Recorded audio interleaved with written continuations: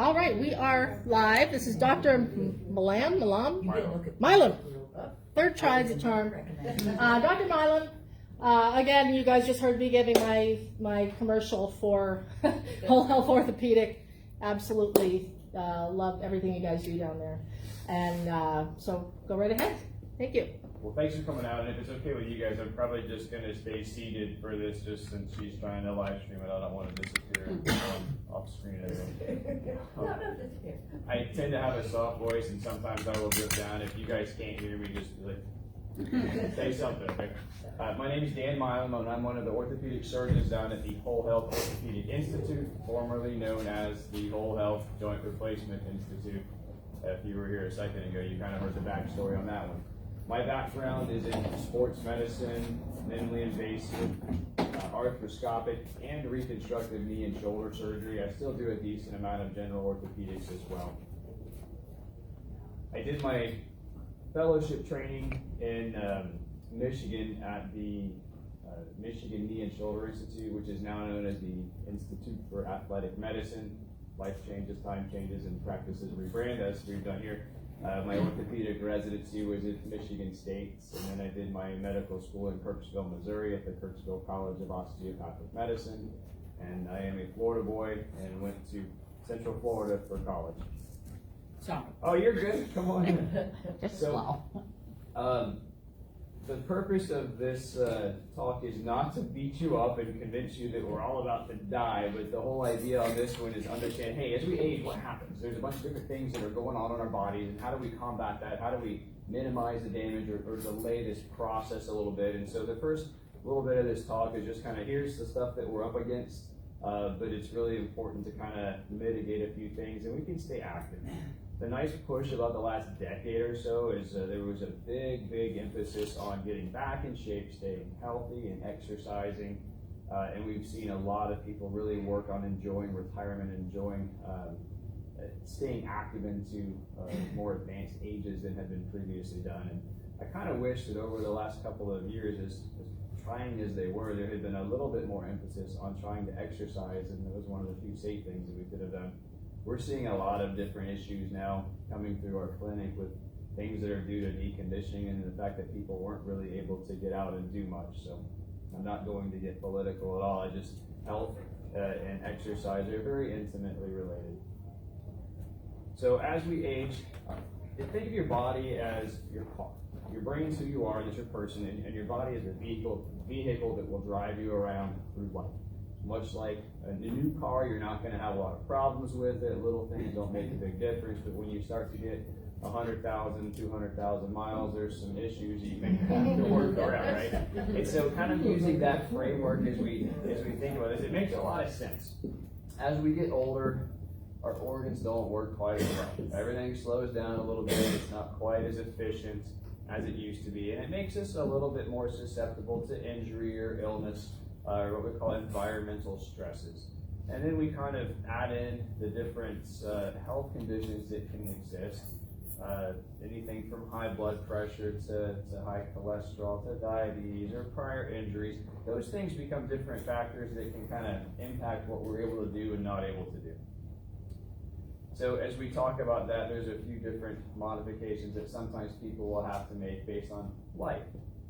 That being said, over the last decade, they've been studying a lot about how to slow down the aging process, how to stay active, what things should we do to counsel our patients, and they have come to a pretty reasonable agreement that aging is, to some capacity, related to being sedentary and not being active, not using things, and there's a little bit of this that's reversible by continuing to stay active and take care of yourself along the way. Kind of common sense to some capacity, but it's not predestined. And so the you're getting old doesn't always apply. They say it all the time. And they come from the same schools you come from. Right. So we talk a couple of systems here. The cardiovascular system, that's your heart and lungs. Basically, that's the engine that drives your car. And the heart's a big muscle. As you get older, muscles don't quite work as efficiently. That being said, it's still pretty good. Ultimately, the heart's job is to deliver blood to the tissues. The blood delivers oxygen to the tissues. And so this whole cardiovascular system, when combined with the lungs, basically from an exercise standpoint, the lungs will put oxygen on the red blood cells, and the heart will pump the red blood cells to the different tissues throughout the body, and the red blood cells will then deliver the oxygen. And so this whole process is a very intimately designed one, but there's a couple of things that can kind of mess with you as you age. One, the heart doesn't work quite as efficiently. The blood vessels as we get older, this little picture over here that you can see just shows a normal blood vessel getting a little bit of narrowing or plaque buildup that happens throughout life. Some of that you can't do too much about. A lot of it you do have some ability to manipulate. If you do have a medical condition, high cholesterol, high triglycerides, there are medicines that can keep that in check. That can slow down the plaque buildup. There are other medicines that you can take, aspirin and things like that, that can thin your blood and allow the fluid or the blood to move through a little bit more readily. But as those vessels narrow a little bit, it impairs the ability for the heart to deliver blood to the tissues, or even for blood to get to the heart, which is a big part of the last bullet point here. The lungs don't work quite as well, not bad, but everything slows down just a little bit. But when we combine that with basically an impaired ability to deliver oxygen to the heart muscle tissue, and then you add a new extreme stress on it. Classically, it's the person who's been sitting on the couch for the last couple of years and decides they're gonna go run a 5K without the proper training. Now they're asking their heart to do things that it hasn't been able to do in a while, can't do in a while, and ultimately they can't get enough oxygen to the heart muscle. That's where heart attacks come from.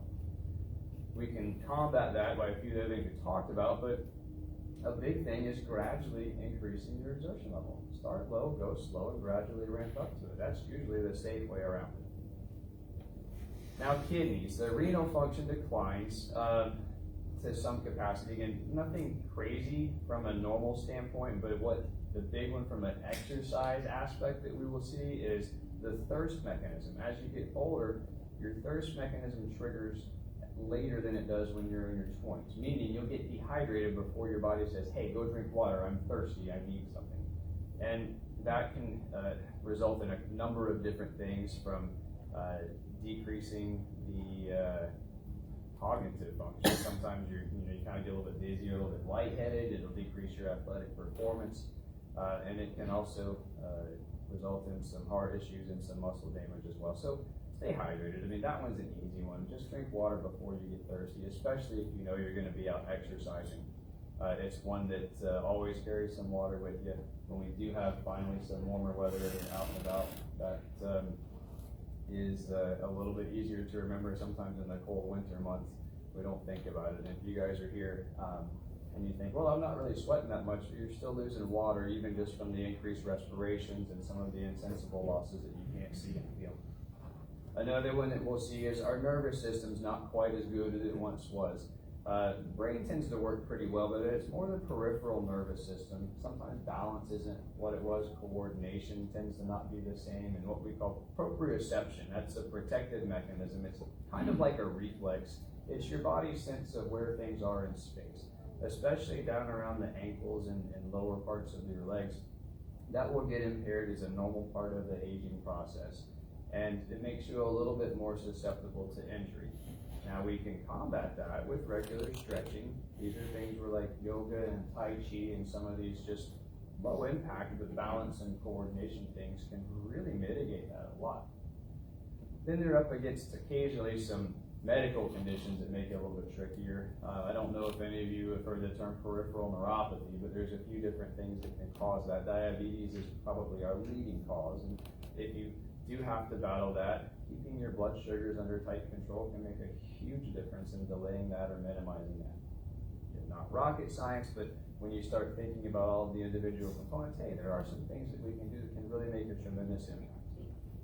Bone quality, this one's a big one. Bone mass peaks in the 30s and or mid to late 30s, and we all will lose some degree of bone after age 40. Men tend to lose it at a slower rate than women, usually somewhere around 0.5% a year, can be a little bit more.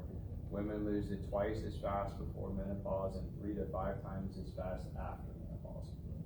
What does that mean? That means especially in our northern climates like we have up here, calcium supplements are huge. All right, there's a couple of little pearls on that one. Calcium will constipate you, so find a magnesium to take with it or a calcium magnesium blend. They've gotten a lot better at packaging those together. But the other thing that I think people don't talk about enough is vitamin D. Your body needs vitamin D to be able to use the calcium. If we live down in Florida or a place where it's sunny and you're outside all year long, that's really not a big deal. But here we've got a good 6 months that most parts of our body don't really get any sun exposure to help with the vitamin D. So this is not a supplement talk per se, but there's a few little pearls in there. And then calcium and vitamin D are huge from delaying and slowing the degree of bone loss. The other thing that we can do from an activity standpoint are impacts weight-bearing type exercises. That doesn't mean running. It means things like walking, even riding a stationary bike, even walking in a pool against some level of resistance can help stimulate the bone turnover and decrease the amount of bone density loss that we will get. If we get too much bone density loss, then there's different spectrums from osteopenia to osteoporosis, and based on that level, and I don't know if you guys have heard of a DEXA scan or what, but your primary care doc's usually pretty good about getting you in every few years for one of those, and sometimes we can supplement with some medicine. That's gonna hurt the lawnmower in the back. I know. I'm gonna have to shout now. So that's the bone part. Ligaments and tendons, they become a little bit less stretchy, a little bit less elastic, and as such become a little more prone to injury. Again, it's our car that's got 100,000 miles on it. The belts aren't quite what they were when it had 10,000 miles on it. That does not mean that it's over and done. It means it just needs some proper care. What can we do? Well, stay active. The long period, like a long winter, where you decide not to get off the couch and do anything, will cause a lot more harm than most people realize. They just think, oh, I'm out of shape. Well, no, now the ligaments will lose a little bit of some of their elasticity, the muscles will become tight and a little bit less flexible, you'll lose some muscle density. So staying active, even just simple light motion, swimming, water motion, or water aerobics of some sort, stretching, yoga, tai chi, these things are all wonderful for keeping the ligaments and tendons healthy. The same goes for cartilage on the ends of the bones, like in a knee or a hip, ankle. The cartilage, as we age, will lose a little bit of water content as well, so the cells will dehydrate slightly. That makes them a little bit more brittle and a little more susceptible to injury. We can minimize that with continuous weight-bearing activity. Again, it does not have to be running or anything strenuous. Simply walking is wonderful for this. And then motion, it keeps the joint fluid moving throughout the joint, just like starting your car. A lot of times you got to get the oil to move around a little bit before you really test it. Same thing with some of the joints. After you've sat for a period of time, it takes a couple of seconds for things to kind of loosen up before you get going. And that's a lot of times related to the joint fluid just getting circulated around that particular joint again. That being said, and this is where the prior injury or maybe genetic predisposition comes in. If you do already have arthritis in a joint, whether that's something that was inherited or due to a medical problem like rheumatoid arthritis or due to an old injury, the high impact activities like jogging and things can cause arthritis to progress more rapidly. So choosing your exercises appropriately is a big deal and is very important. We want you to stay active and to stay healthy for as long as possible, but stuff that you should do in your 20s and 30s, sometimes you can easily carry over into your 90s, but sometimes based on prior injuries or genetic predisposition or other medical conditions, we have to make some modifications.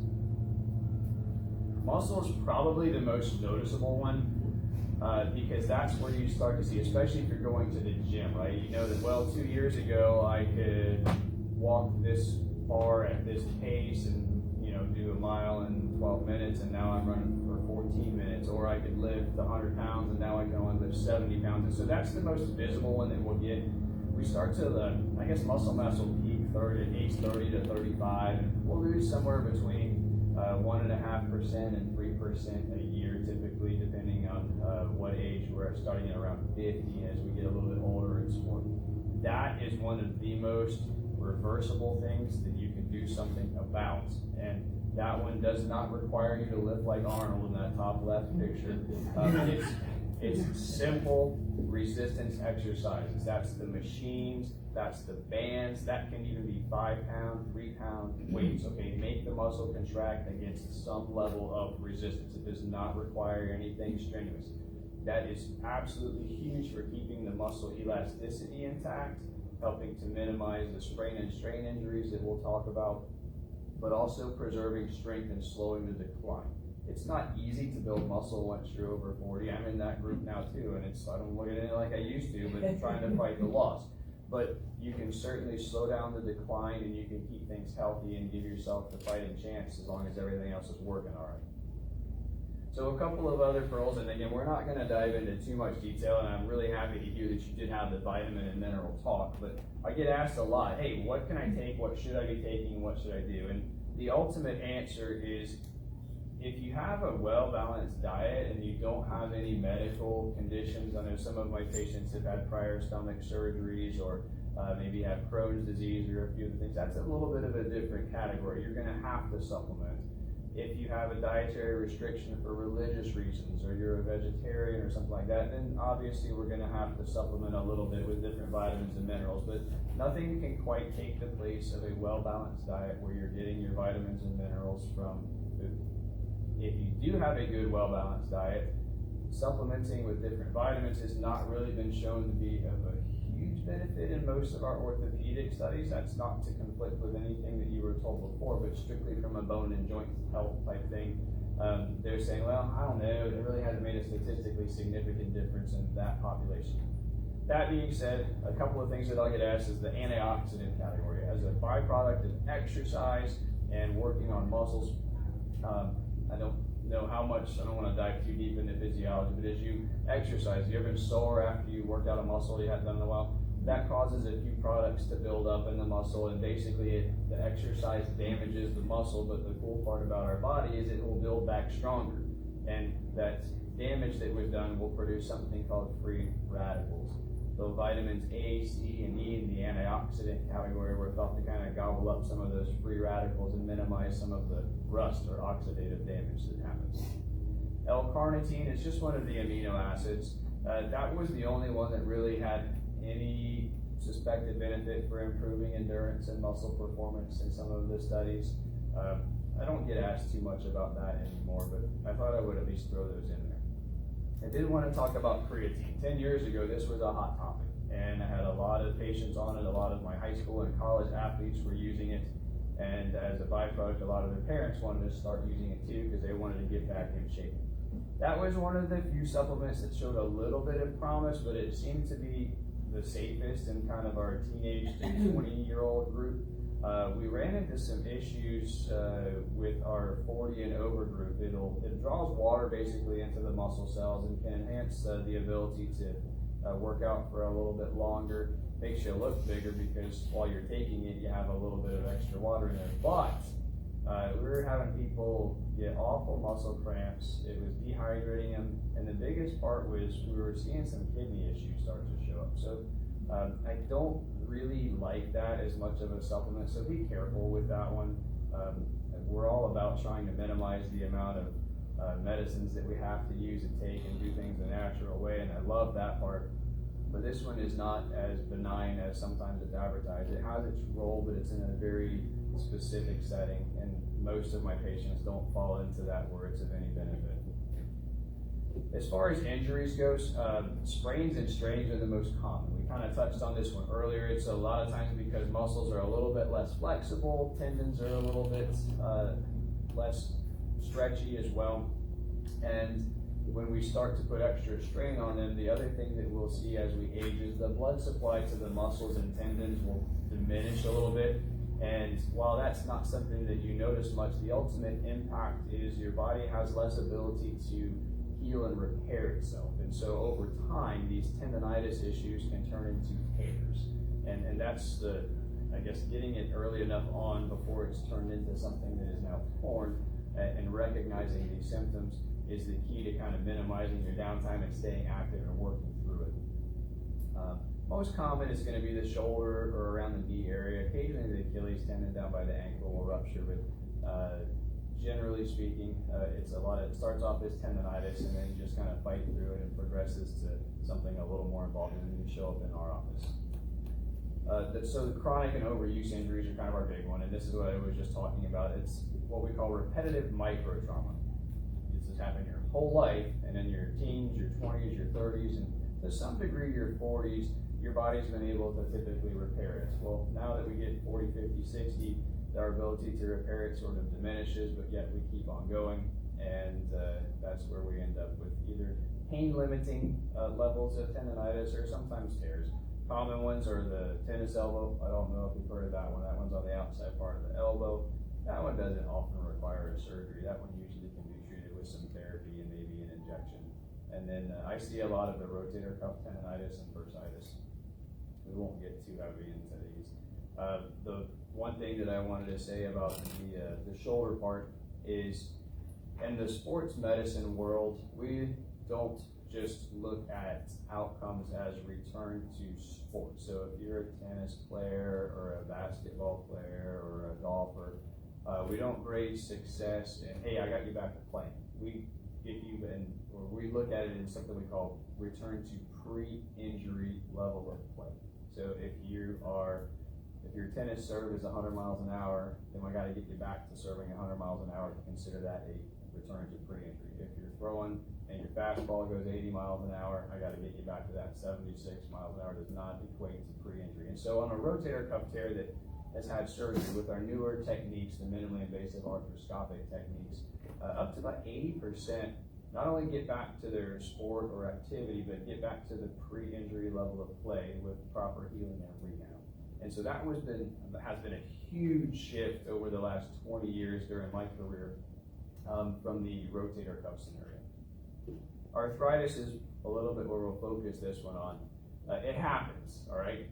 Who gets it? Why do they get it? And the answer is there's a ton of different reasons. Some people have it in one joint and no other joints. Some people have it in every joint.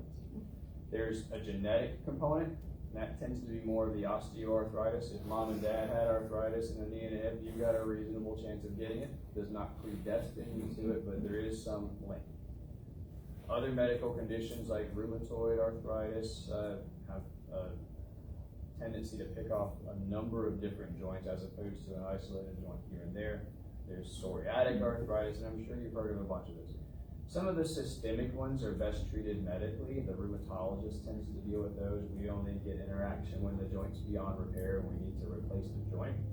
But figuring out which version of arthritis you have can be very helpful, especially if it's before the joint is totally shot, because there are other things you can do to keep this from progressing to other joints or maybe prolong the life of your current joint.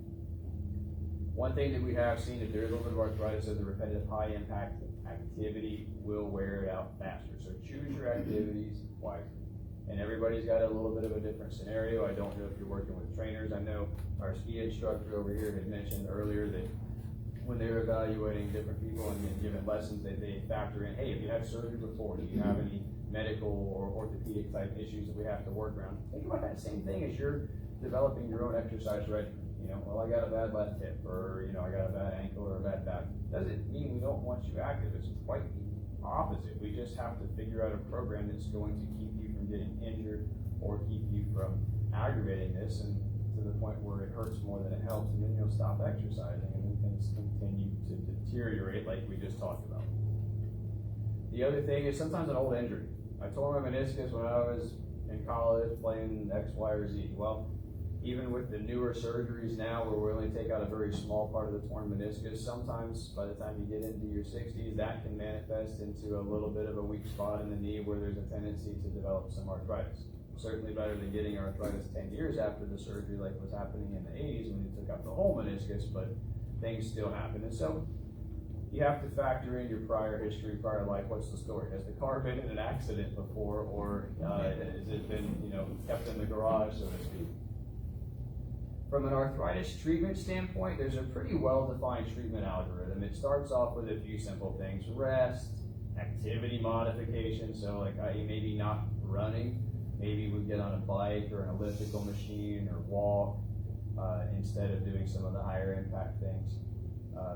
anti-inflammatories, Motrin, Advil, Aleve, things of that nature. Not everybody can take those. Sometimes they'll upset your stomach. Sometimes your doc said, hey, you know, you got a bad kidney or heart, or you got stomach ulcers, so those are a no-no. They do make a topical called Voltaren Gel. It went went over the counter about a year and a half ago. That one's been a pretty safe middle ground, so there's very few people who aren't allowed to use that one that's only got 1 or 2% systemic absorption. And it tends to work pretty well for our joints that are close to the skin. It's great on the hand and wrist, decent on the elbow. Doesn't do as much on the hip, because the hip ball and socket's usually about 5 or 6 inches deep under a couple layers of muscle. But for depending on your target area, it can be something that's reasonable. One of the things that I wanted to throw into this talk, I don't know if they touched on in your vitamin and mineral lecture the other day, is the glucosamine, chondroitin, and other things that we can do to help preserve the life of joints. I think it was 2010, they did a study in the American Academy of Orthopedic Surgeons on the glucosamine, chondroitin sulfates, and they kind of came out with it, well, we couldn't really tell if there was any statistically significant benefit. And that was met with a lot of us going, hey, wait a minute, we got a lot of patients that seem to think they're doing pretty well. I don't think you did this study right. Have you guys ever looked at this product in the store? If you have on the shelf, you're going to see a bunch of different. There's going to be a bottle that's this big, it's got like 60 pills in it, and it's about 20 or 25 bucks. And there's going to be this big giant tub that looks huge, and it's going to be 20 or 25 bucks. The trick is on the dose. And so you got to look at the back, and that big tub is still going to be about a month's worth. And they're going to say you got to take 8 scoops a day to get to your therapeutic dose versus the 2 pills a day. And so when they did this trial, they weren't standardizing anything. And so you get somebody that would go buy the big tub, hey, I'm going to go buy the thing that looks like it's going to be 6 months worth for 20 bucks as opposed to 20 bucks for a little tiny pill bottle. And people weren't dosing it the same, and it wasn't really standardized. So they repeated some of that study with a more standardized dose. And they did find that for a decent number of patients, it actually did show some statistically significant benefit. That's not saying go out and buy a ton. I'll tell you, I've got probably about half of my patients try it and do pretty well on it. And then the other half say they couldn't tell it made much of a difference. And so the bottom line on this one is it takes about 6 weeks to really get up to a steady state in your system. But whatever size you decide to buy and try, if you're going to do it, buy 2 months worth. Look at the back for the dose, take the recommended dose. If you can tell that this is making a huge difference and it's worth the $20 or $25 a month for you, great. If you're not sure, stop taking it for 10 days and see. If you can say, oh, I'm making more of a difference than I realized, then you can decide if it's worth it. But this is a don't waste your money talk, but hey, it's something that's safe. And that was the big thing that we saw from that repeat study as well, is it really didn't have any adverse events. So it was safe and it was pretty reasonable, and for about half of the population, it seemed to have a reasonable amount of improvement or benefit. It's not going to take everything away and bring you back to normal, but it can help. Another thing that is starting to show a little bit of promise is fish oil. It's got some heart health benefits, and it's also starting to show some promise from keeping joints a little bit healthy as well. I take it, I've been taking that every day for the last several years. I'm only 46, so I don't have a ton of issues to worry about, but because of the heart health benefits, a lot of us probably should be considering that anyway. Is there a difference between krill oil and fish oil? I do not know. Okay. Sorry. Sorry. It's really the omega-3 fatty acids is what we're after. I don't know the amount of omega-3s that are in the krill oil, so sorry. Oh, that's okay, thank you. So once we get kind of beyond those first line things, there are bracing that we'll talk about on the next slide as an option that will sometimes help a little bit for some people. It doesn't solve the underlying problem, but if you say, hey, my knee's pretty good most of the time, but it only hurts when I go on a hike, or during X activity, and I want to try to keep doing that, and I really don't want to be sidelined with the surgery. If that's your expectation, the brace will probably help quite a bit. With the understanding it's not going to solve it or make the issue go away, but it can certainly help you get through an activity with a little bit less discomfort and make you not pay for it so bad. One thing that has been discussed a lot is shots, like cortisone shots, and I don't know if you guys have ever heard the term viscose supplementation, or chicken shots, rooster shots, lubricating shots, all those different things. And so I just wanted to kind of give you a couple of, I guess, pearls on that. Cortisone is a very powerful anti-inflammatory. A lot of the arthritis pain is due to inflammation in the joint. Cortisone was originally designed for, and still is primarily its strongest use, is for controlling an arthritis. People that have a little bit of arthritis do pretty well, but maybe you overdid it and your knee just got all swollen and sore, and it's been 2 weeks and you've rested it and you've taken the anti-inflammatories, you put ice on it, and you still can't get it better. That's where cortisone is great. It'll calm down the fire and a lot of times get rid of some of the pain. Some people will get that to go away for years. Sometimes it lasts a couple of months, just depending on how much you keep beating up your joint and how bad the arthritis is at the point you're doing that. The viscose supplementation, lubricating shots, chicken comb shots, whatever, rooster comb, whatever you've heard, the first version of it, it's a synthetic joint fluid. It's called hyaluronic acid. It's kind of like grease for your knee. The FDA actually categorizes this more as a mechanical device than it is a medicine. It's not systemically absorbed. It won't interact with any other medicines. It's safe if you've got heart or lung or liver or kidney issues. It basically is a grease job for your knee. It doesn't work that well in the ball and socket joints like a shoulder or a hip. It seems to work pretty well in the knee joint. It never was desired or designed to be the definitive, this will make arthritis go away and you will never have to have anything done. It has been designed as a middle ground for people who either weren't quite ready for surgery or maybe had a few more years to work or couldn't deal with the limitations of a joint replacement surgery. Over the last 7 years, some of the insurance companies have tried to give us a little bit of grief about this, saying, hey, well, it's not a definitive cure, just do the joint replacement. And they're like, well, I got a guy who can't do his job. He's 3 years away from retirement and he can't comply with the restrictions after a knee replacement, and he's got to do something. And that has been a little bit settled over the last couple of years. They've started to say, okay, well, you're right, there is some merit to it. Here's the long and the short of it. If your joint's shot, nothing else is going to do it. You're going to probably either have to just not do anything or get a joint replacement. But if there is still some life left in that joint, the people that have that moderate level to maybe early severe or anywhere from mild to moderate, they tend to do well. About 2/3 of the people, 65–70%, will experience a significant amount of pain relief to the point where they don't have any interest in surgery. The shots tend to last 6–8 months, and they can be repeated safely without buildup. I don't know if you've heard of the cortisone deal, but sometimes too much cortisone can soften some existing cartilage. If you give it too big of a dose or too close together, meaning too frequently, we can get into a few other issues there. And if anybody has diabetes, they are aware that the cortisone will really send your blood sugars up for a few days, and sometimes it's hard to keep under control. The last one, this one's a little bit of a buyer beware. Stem cells. There's a lot of people out there that are really happy to sell you stem cells. Insurances don't tend to cover it, and there's a lot of creative marketing, and they're trying to crack down on this to some degree. The idea and the concept is that stem cells are things that is a very immature early cell that has not differentiated into the type of tissue. It can become liver, can become heart, can become bone, can become cartilage. And the thought process is, well, if we put these stem cells into a joint or a place that's damaged, the chemical signals that are being released by those damaged cells in there will stimulate these new cells to grow into the new type of cell to repair and replace. And that's a lot of times how this whole thing works. What we haven't figured out is how to actually get it to grow new cartilage and stick on the bone in a consistent manner. And so the research for it is ongoing and I think is promising.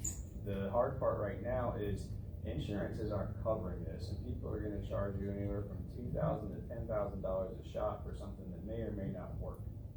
And so I'm kind of like buyer beware on this particular one. I think there is potential, and I think over the next 10 or 15 years, if we are allowed to study this appropriately, we may have a completely different conversation. But where we are at currently is people are more than happy to take your money and squirt some stuff in your joint that may or may not work. So just be careful.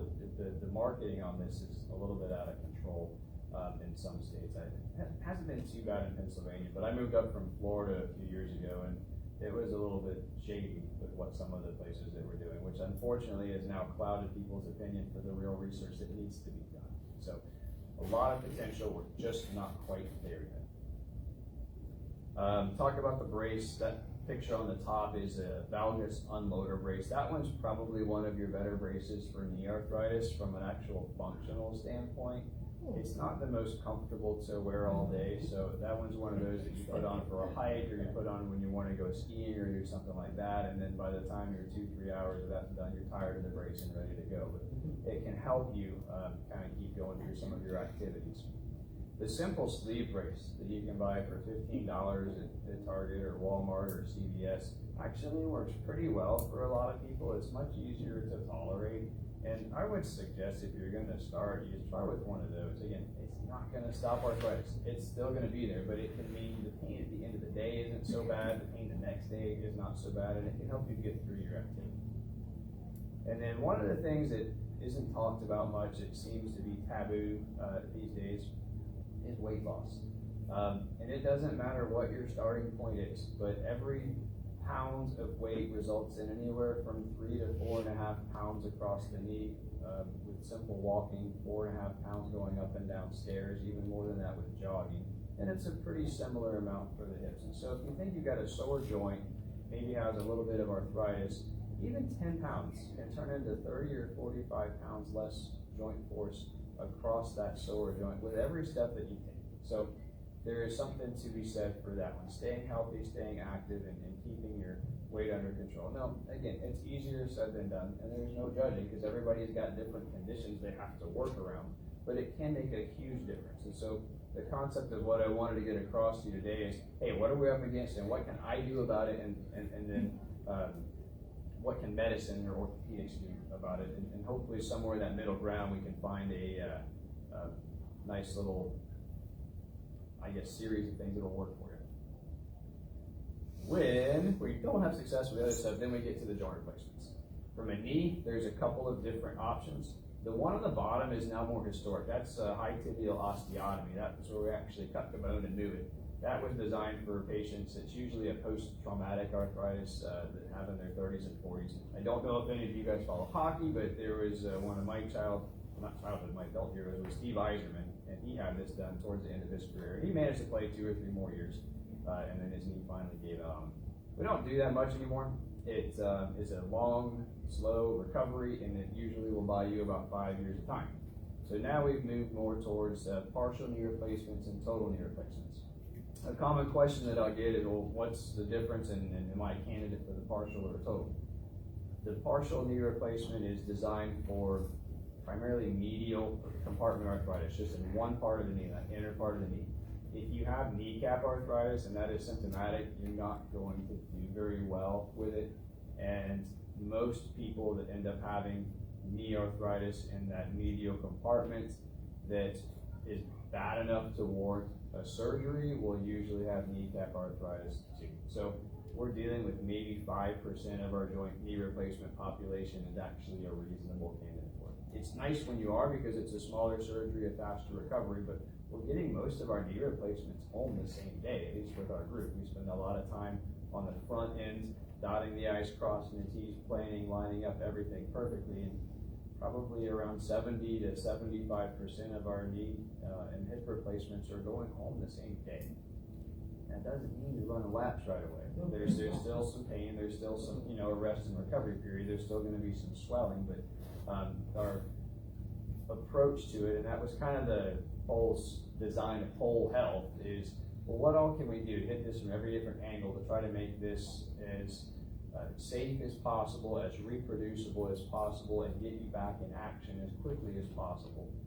And so it just is a little bit more, again, attention to all of the other factors that go into it besides you have knee arthritis, I know how to do a knee replacement, let's meet next Wednesday at the hospital and we'll make it happen. Hip arthritis, now my partners, they do a great job with this direct anterior hip replacement, and that's been something that's pretty neat for me to see. I wasn't trained in that when I was going through this process because I'm a little older than one of them. But that's come about since like 2010, and that's been where they don't detach any muscles and they're able to kind of get in and out, and that's really sped up the recovery and it's decreased the pain. I don't know if anybody has known anybody or been through it in this one, but it's been a huge hit, and the learning curve is pretty steep. I remember in Florida there was a couple of guys that were trying to do it in town, and they were snapping femurs because you have to position things just right, and there's a lot of different complications that can happen. So if you're going to do it, make sure you have somebody who's done a bunch because they've gone through that learning. And they have. My partners, they both, they probably, I know Dr. Molly is, I think he's like in the top 10 in the country as far as the direct anterior replacements. He actually goes around giving talks and teaching other doctors how to do it. And Dr. Ferndak is right alongside him. So they've got thousands and thousands and thousands, and their success rates through the roof. So just to brag on them a little bit, that one's pretty neat. And I'm the shoulder guy, and the shoulders, while they end up doing wonderful, it's a much longer recovery. And so if you've had your hip replacement and back in like 4 weeks, you're doing good, and you come have your shoulder replacement and you're in the sling for 6 weeks, you're like, dude, this sucks. What's going on? So in summary,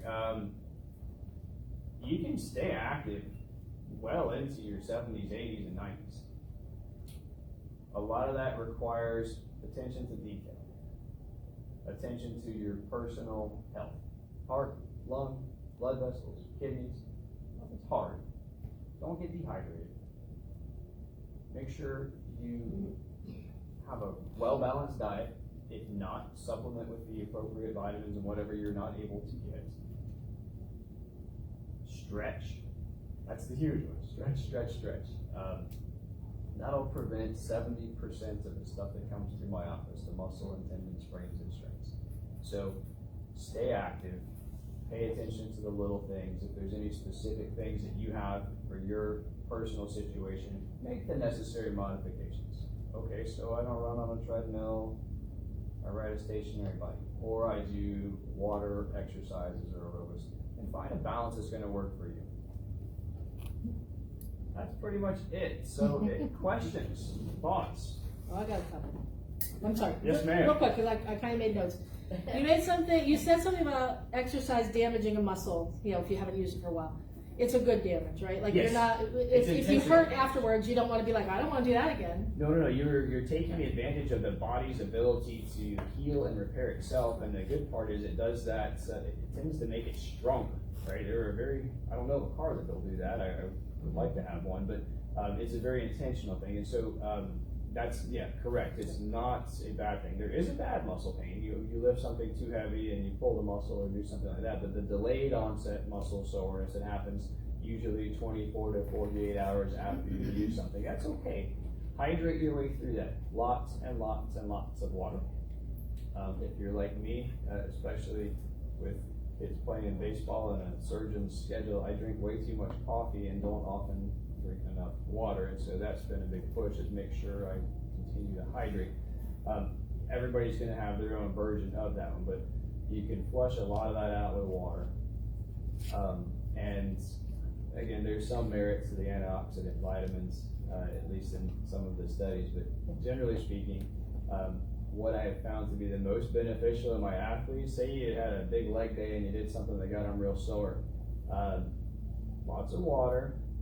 If you're allowed to take an anti-inflammatory because your family doctor said that's okay, then that can be reasonable, but then you gotta exercise it again, right? It doesn't have to be the same thing that made it mad, but sometimes getting in the pool, walking around or swimming, getting on a bike, just getting the blood flow back through there will flush out the toxic buildup of lactic acid and a few other things.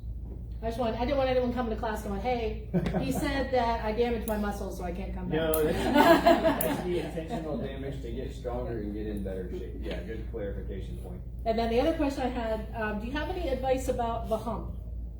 Okay, I know we get it from like being on the phones or doing crochet or things like that. I try to do, actually, is there anything we could do about the hump? Remember back in elementary school when they used to put the book on your head and make you walk around?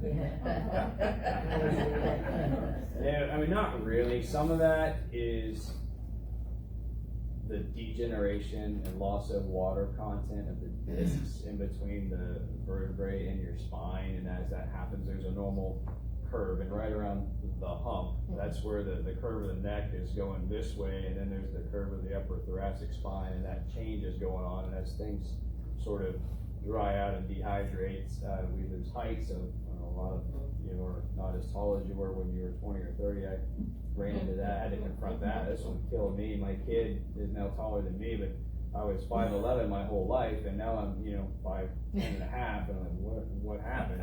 But it's real, even at 46, it's already starting, and so that's, you're gonna lose about an inch. When do you get to be 80? I know, right? So to the degree that it's reversible, posture and muscles can help, but there's some component of it that you really can't do a ton about. Okay, thank you. Yes. Okay, I have an arthritic knee and I compete in Highland Games. Best recovery after a match. You know what Highland Games are? Mm-hmm. Okay, yeah. I Because the next day practiced- my knee's killed. I practiced in Southwest Virginia, my Okay. first job for 6-7 years over in Abingdon, and they had a big Virginia Highland Festival down there. Yeah. So ice heat, or Thames unit? If you I going all down too. Don't do it. So there's a couple of components to it, right? You're gonna have to hit this from every angle possible. You're going to need to warm it up before you use it and cool it down after you use it. So Okay. yes, you will use ice and heat. If you are allowed to take ibuprofen, Advil, Aleve, something like I that, take them before. reload.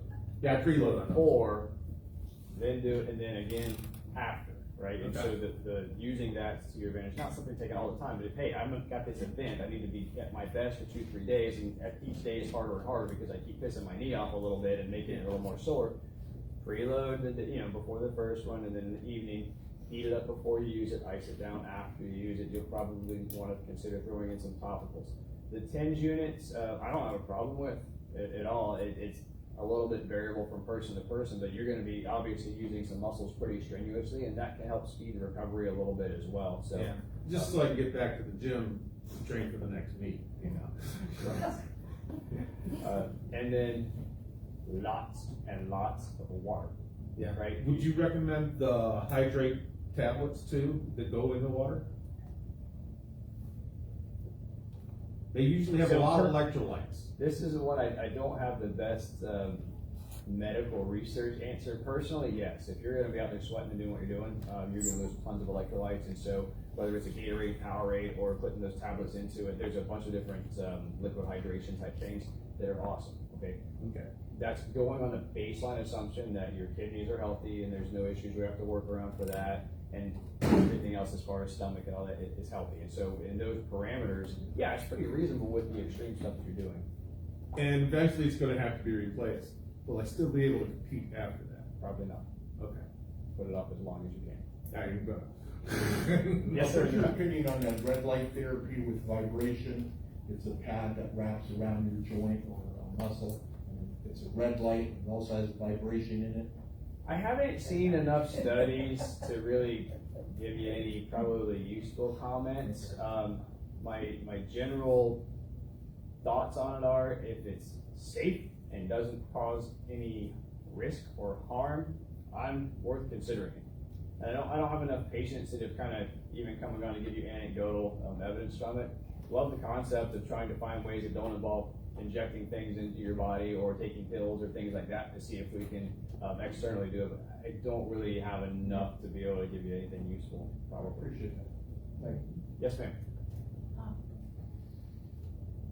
Okay, this is great, all right, but do we need a referral from our doctors? Do you accept Medicare? Can we come on our own? How do we get contacted when we think that there's problems that we have to have addressed? So no referral necessary unless you have a very specific insurance plan that has your primary care doc being the gatekeeper. We certainly do not require any type of referral. Yes, we absolutely accept Medicare and the vast majority of insurances in this area. Contact information is on here. Office location is on there as well. There is one other one in there too, I'm sorry, you had like 4. Yeah, it was, do we need a So referral? no referral, Okay. What insurance? most all of them, And- Medicare definitely. And even though you think, a doctor sometimes refers you and says they get definite joint, but you've had arthritis and you've been being treated for it and things are better, but let's say your hip still bothers you or your knees. Do you do consultations and see how far the damage is, if something's necessary to make it better?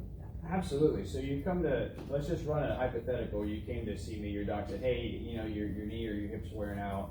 I think you may need to talk to somebody about having a joint replacement. Well, when you come in, I'm not going to just say, okay, your knee's shot, let's go sign you up. No, I'm going to ask you some questions, right? Okay, well, what's your overall health status? Have things changed in the last year or 2, or has this been something that you've gone through? What have you done about it? Have we tried any anti-inflammatories or braces or injections or therapy or, and if you haven't marched down that algorithm correctly, we're probably going to try to talk about doing some of that first, because a lot of people are going to be able to either get by without doing the joint or at least put it off for a while, and you certainly don't want to jump the gun on that one. And so it's great to have an idea of what you're coming in for, but I certainly try my best to inform you of, hey, here's what we're up against. This is kind of a team approach. This is you and your specific situation. Here's what you have done. Here's the things that often will work and typically are considered our non-surgical first-line treatments. If you haven't done those, we may at least want to discuss them, if not try them out first. And then if we get to the point where those aren't working, we can talk about your surgical options. And are you saying, like, if your doctor's saying, we'll live with it, can you still go? Is that what you're, because sometimes I know that I've had it and other people said, like, their doctor will go, it's just part of getting old, like you're not supposed to follow up on it. Advocate for yourself. Definitely go, if you have an issue and you don't feel like you're being listened to. Well, sometimes, I guess what I'm saying is, you're being treated, okay, and you have reduced the swelling and things and that, but yet, like, let's just say you sit for a long and it bothers you. You get very uncomfortable with your knees, like he says. How do we know when to come to you versus just taking the arthritic medicine from an arthritis associate that now it's to the bones that need to be? So you see what I'm saying? we are surgeons, and we do pay the bills by doing surgery. So Well, while we don't rush everybody through it, we like you to have at least tried some simple stuff, okay? Hey, I know I've been told I have arthritis, I've tried one of the over-the-counter braces, if appropriate, that's not really helping or anything. Well, I can tell you this, surgery would be the last thing. Right. But I'm just saying how to make contact with you, I'm just looking at what we need to know before wasting any time at your office. It's not a waste. We have a team approach, okay? Okay. But the other purpose of today's talk is to say, hey, here's the standard treatment approach to arthritis. Rest when it's flared up. Not 24/7. That doesn't mean go sit on the couch for the next 6 months. Hey, I got it sore. Let me give it a couple days and see, right? So showing up one day after you pissed off your knee doesn't really give us a lot of useful information. We might jump the gun and do a surgery that we wouldn't need to do if we just given it a week to calm down. So rest, ice, modify your activity temporarily at least. Okay, we got it flared up or did something. Hey, it hurts when I do X. Let's try doing this exercise instead for a couple of weeks and see. And if if you try to make some adjustments and it hasn't worked, come see us. Anti-inflammatory medicines, assuming again that's not something that your family doc has said don't take or stay away from. Hey, try taking Advil, not 24/7 for 3 months, 2-3 days, right? Or occasionally here and there. But generally speaking, when the pain is not something that you can get rid of with simple things, like we just talked about, or the pain is severe enough that you are limiting your activities or planning your day around my sore knee or my sore hip, it's time. doesn't mean you have to have the surgery, but it's time to come see us and at least talk about what else can be done, you know? Maybe there's a shot, maybe there's, you know, something specific that we have that we didn't talk about in this one. But, we would welcome any, you know, at any time, just to give you some information and figure out where you're at. Hey, this is in that moderate category, you still got a little bit of life left in the joint, I would strongly recommend you try these things first, you know? Or, whew, that's pretty bad, we can try it, you can do this when you're ready, but we don't sign you up just because you have arthritis for the surgery. This is one that. Yeah, but I didn't want to, like, say somebody was interested and come down and then you make a note and say, wow, they were in here, it really wasn't that bad. No. You know what I'm saying? I mean, there's. I don't know where you've been going, but we don't do that. We would welcome the opportunity to change your perspective a little bit. Because there's a lot of people that are really falling apart, you know? I have an orthopedic guy, and he told me when he comes to my knee, he says, you'll know when it's time. And that's exactly it, right? And anybody that I've had it done, usually this is, I should have had it done earlier. If you jump the gun, I'll tell you from my end, the only people that I've seen that aren't just completely elated with their joint replacement are the ones that forced it a little bit too early. Yeah. Well, usually the ones I did, they were hobbling for There is the years. flip side to that. You wait so long that now you're contracted and you don't have much motion. That's the down, you know, there is a, I can wait too long for some of these things. I guess that's the whole thing, that you just answered that. So you come in, excuse my interruption, you come in and you can get evaluated. And now it could change because you don't know what I'm doing all the time and I can really wear it out fast or something. But you say, okay, it's really not necessary, but I can see in 5 years from now, you might want to have this rechapter if this happens. Yeah, absolutely. You set a base, I guess, a basis, something to start with. I had this done, I'm a ski instructor, I also teach karate. I was out running, Okay. and all of a sudden, this leg gave out. It clicked and it went down. It happened a couple times. As long as I kept my feet underneath me, not reaching out with it, I kind of was okay. I ski. Sometimes my feet are over here and my butt's over here. I can't let that happen, because I'm gonna go flying into some trees. I went to a guy named Dr. Dickenbach in Erie, right? He takes an x-ray of my knee. He says, well, you got a torn meniscus. Then he takes an MRI. He says, we're just gonna go zoom, you'll be okay. So he does that. I do the therapy, I go back. He then comes in the office for the my wife is sitting with me. People know my wife, and she's the honest person in the world. So she will tell the truth. He says to me, I have another doctor with me. I need to take another x-ray. I go to myself, so why is he taking the next x-ray? It's only two-dimensional. Why is he doing it? But he's got another doctor with him. So they come back in and they said to me, that's bone on bone. Does that hurt you? You ask her, it does not hurt me. The only reason I'm here because of that click that happened when I ran. And he said, this does not hurt? No. Because you're a patient, you're a person that, if you come in and told me that hurt, it was bone on bone when I'm looking at it, that's a knee replacement. But we don't deal with that. It doesn't hurt you, it doesn't hurt you. You'll know. And he touches me as he's walking up, go, nice guy. He says, John, keep skiing, doing what you're doing. But I'm going to see you in a couple of years. Because he knows. He knows. Yeah. I'm going to see you. Well, no, You'll what be he's there. saying, he's saying to you, you're gonna know. And like he said earlier, like with the chicken meat shocks, I've had those in my knees, and I had great success with those. But now I'm decrepit. Right, but it buys you one to a time. And to your point too, hey, if you don't hurt, I don't care what your x-rays look like, right? Because it's not limiting you. And I That's think exactly it's what he nice said. for me to hear that because somebody did the right thing. He did. They did exactly what we're supposed to But he do. let me know that he's gonna. That's fine too. And that's okay. It's there. You got it. He'll get me. If and when, here's what you do, right? Yeah. But until then, go live life, enjoy, you know? And so it's the He did timing on this. suggest very strongly that I get a brace when I ski. I didn't do that because a brace in a skiing the way we ski is not. Hey, we're closing in on an hour. I know you had another question, right? Oh, yes, sorry. Yes. Yes. What is the typical recovery for knee replacement? Getting you back to what? Okay, so that the first 3 weeks, we tend to keep you down a little bit. You're up like around the house doing a few minor things, but we like to really try to rest you quite a bit, and that means every, say, 40, 50 minutes out of every hour you're resting, and then you get up and move around 10 or 15 minutes in sort of these isolated bursts. Once you get past 3 weeks, week 3 to 6, we're getting you up and around more and more and more. So back to driving, back to doing some simple things, typically around 6 weeks. Back to playing golf and doing a little more vigorous exercises is usually closer to 3 months. You're not sidelined for that entire process. You're getting better every week, realize, but typically it's around 3 months for that one.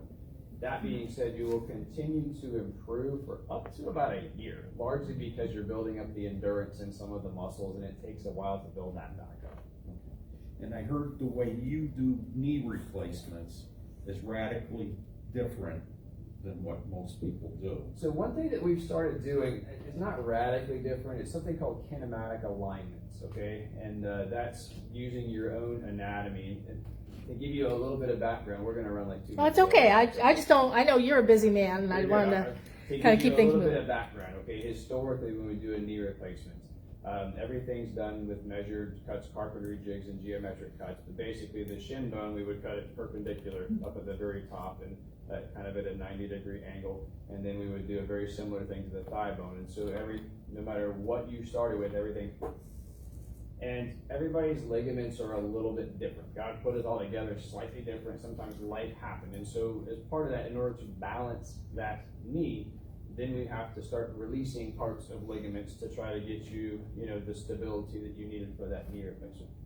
The kinematic alignment approach uses your ligaments as kind of our framework, so we don't have to cut or release or recess or balance the ligaments. We actually adjust our bone cuts, and you're talking a millimeter, nothing crazy.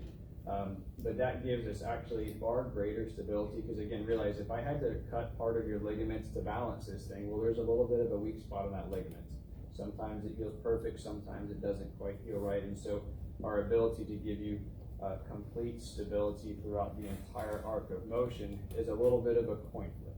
But we're doing the kinematic alignment approach, and we're leaving your ligaments fully intact, and again, adjusting our bone cuts by a couple of millimeters here and there. The stability of those implants is like nothing I've ever seen. And so this is your 15 of private practice for me. I didn't start doing the kinematic approach until 2 years ago when I came up and joined this practice, and I was a little bit of a skeptic at first. Like, well, I've been having good results for the last 13 years before this, doing it my way, so why should I bother?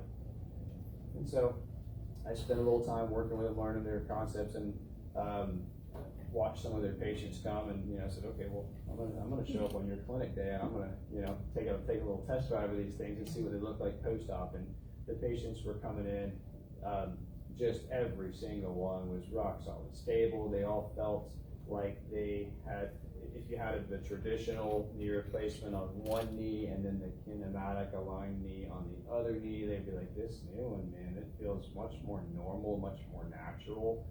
It's still an artificial knee, so there's always some things, but as far as if you compared the two, much different. And so from a mechanical standpoint, it's nice for me to leave the ligaments right where they need to be and not have to release or do anything to balance, and we just adjust our bone cuts on that. So that's kind of it, I guess, in a little bit of a nutshell. So there's a few tweaks. Okay, thank you. Sure.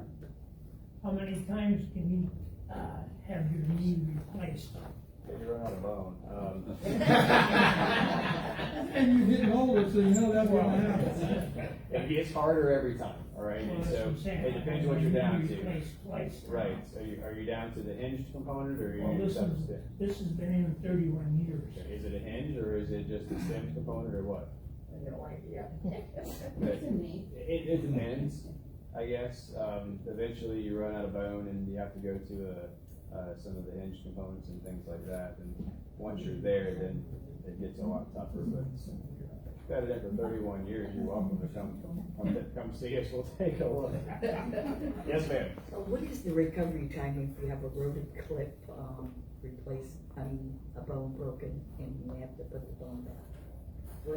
Because you seemed it was longer. You threw a couple of terms in there. Is it okay if I ask a question to clarify? Because you threw rotator cuff, broken bone, and you started to say replacement. That bone is supposed to be over here, and they're putting that bone back. So a broken bone in the shoulder that was repaired? Yeah, a tear. 6 weeks typically in a sling, meaning we can't do anything for 6 to 8 weeks while that thing tries to heal, and then it usually takes another at least 6 to 8 weeks to get motion back, and then it's gonna take a few months to get strength back, and so, I mean, you're 4 to 12 months depending on where you are in the spectrum. The broken bones are hard to give reproducible recoveries and timelines, because everybody's a little bit I different. didn't think it was gonna be that long. I thought it was gonna be It's a while. a snappy operation. You know, that's the part that sucks about being the shoulder surgeon. You can do great work, but when your partner's doing the hip replacements and they're back in action in 3 or 4 weeks, and my patients are throwing a sling at 6 weeks, and hey, what's going on? I didn't realize it was. But I think the question is, do you wanna be in pain in 6 months? Or do you wanna be on your way to recovery in 6 months? You know what I mean? Like, so even though it takes longer. I wanted to ask one other question, because the doctor said, make sure you keep on doing exercises. And I tried to do exercises. Yes, a stiff This shoulder, we long- can't do much yeah. with. Don't let it get stiff. Yeah, that's what they told me, and I kept on saying, I gotta jump in. I can do good with this arm, but not that arm. Just do what you can. Yeah. And I liked your exercise. Even though I jumped in. Well, thank you so much. I mean, we are so lucky. Erie does have some great doctors, but this is like state-of-the-art stuff down in Meadville, and so we're so lucky to have, you know, a place so close. So, thank you. Thank you guys all for coming out. I really appreciate your time. Thank you. Hopefully you got something out of it. Thank you.